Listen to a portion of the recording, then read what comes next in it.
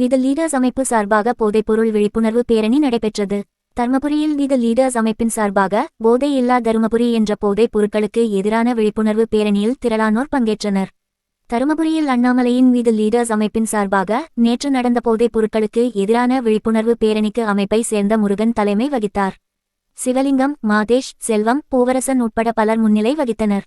அமைப்பின் முக்கிய நிர்வாகிகளான கருநாகராஜன், முன்னாள் நாடாளுமன்ற உறுப்பினர் நரசிம்மன் ஆகியோர் பேரணியை தொடங்கி வைத்தனர். தருமபுரி அரசு மருத்துவமனை முன்பு தொடங்கிய பேரணி நெசவாளர் காலனி வழியாக ராஜகோபால் கவுண்டர் பூங்கா அருகே நிறைவடைந்தது. இதில் போதை இல்லா தமிழகத்தை உருவாக்க வேண்டும், ஆரோக்கியமான சமுதாயத்தை உருவாக்க வேண்டும் உள்ளிட்ட வாசகங்கள் அடங்கிய பதாகைகளை கையில் ஏந்தியவாறு பொதுமக்களுக்கு துண்டு பிரசுரங்களை வழங்கி விழிப்புணர்வு ஏற்படுத்தினர். போதைப் பொருட்களுக்கு எதிரான இந்த விழிப்புணர்வு பேரணியில் 1000க்கும் மேற்பட்டோர் கலந்து கொண்டனர்.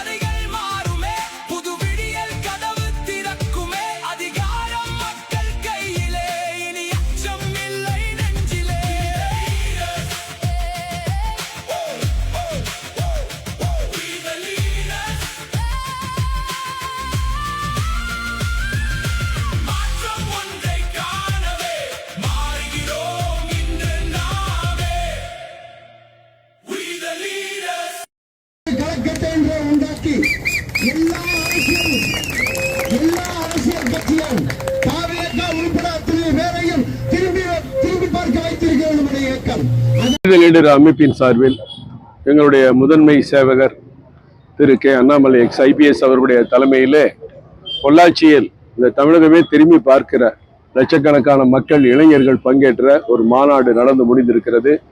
அதன் தொடர்ச்சியாக பல்வேறு மாவட்டங்களுக்கு தலைவர் அவர்கள் செல்ல இருக்கிறார்கள். அடுத்து சென்னையிலே ஆகஸ்ட் 16ஆம் தேதி சுற்றுச்சூழல் மேம்பாடு விழிப்புணர்வு பேரணியில் திரு அண்ணாமலை அவர்கள் தலைமையிலே நடக்க இருக்கிறது.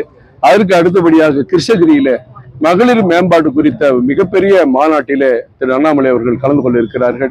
இப்படி தென்பகுதி, வடபகுதி, மேற்கு பகுதி என்று எல்லா பகுதிகளுக்கும் ஏறத்தாழ 2 மாதத்திற்கு ஒரு முறை அல்லது 45 நாட்களுக்கு ஒரு முறை மாநிலம் தழுவிய நிகழ்ச்சிகளில் அவர் கலந்து கொள்ள இருக்கிறார். இன்றைக்கு தருமபுரியில் நடந்து வந்த தொண்டர்களை நீங்கள் பார்த்தீர்களே, ஆனால் தொண்டர்கள் அல்ல, இவரெல்லாம் தலைவர்கள். 90% இளைஞர்கள் இன்றைக்கு தருமபுரியில் இங்கே ஒன்று சேர்ந்திருக்கிறார்கள். 90%. எனக்கே பார்க்கும்போது ஆச்சரியமாக இருந்தது. இவர்களை எல்லாம் அரசியல் கட்சியில நான் பார்த்ததில்லை, பிஜேபியில் இருக்கும்போது நான் பார்த்ததில்லை. இன்றைக்கு அவ்வளவு தொண்டர்களும் அந்த தலைவர்களாக மாறி அண்ணாமலை பின்னே அணிவகுத்து நின்ற காட்சியை நான் தருமபுரியில் பார்த்து மிக்க பெருமிதம் கொள்கிறேன். இந்த பணி அடுத்த உள்ளாட்சி பணிகளில் அவர் ஈடுபட இருக்கிறார்கள்.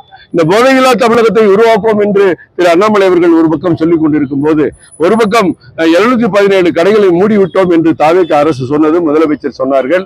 ஆனால் இன்னும் எந்தெந்த இடத்திலெல்லாம் பள்ளிக்கூடம், கோவில் அருகே இந்த டாஸ்மாக் கடைகள் மூடப்படாமல் இருக்கிறது என்பதை தலைவர் அவர்கள் வீடியோ பதிவோடு அரசுக்கு அனுப்பி கொண்டிருக்கிறார்கள்.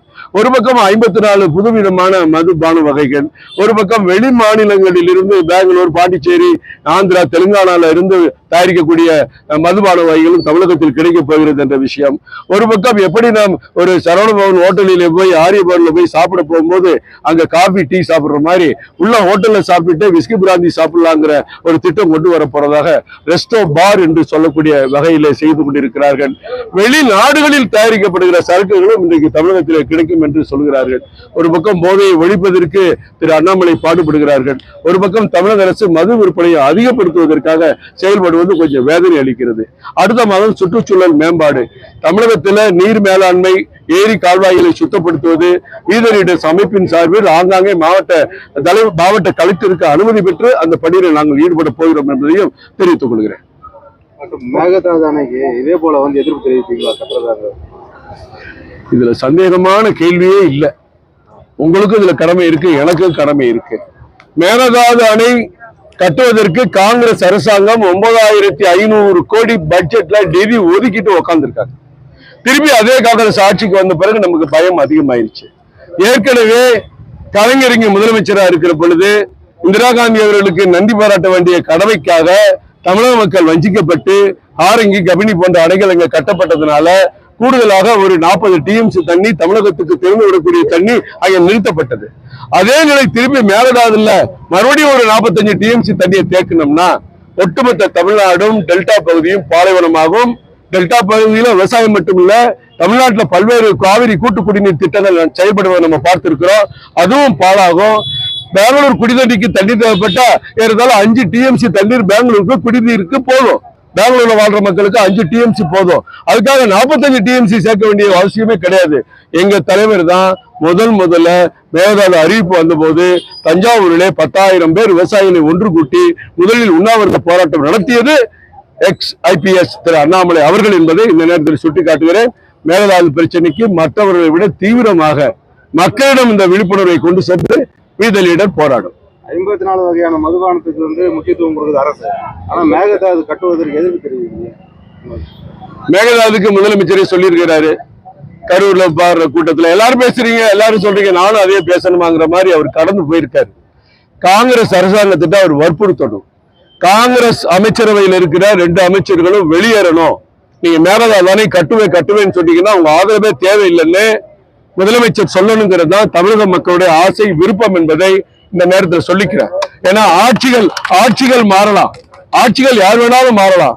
ஆனால் மேகதாது அணை பிரச்சனை நிரந்தரமாக தமிழகத்தை பாலைவனமாக்கி விடும் என்பதை முதல்வர் புரிந்து கொண்டிருப்பார் என்று நான் கருதுகிறேன்.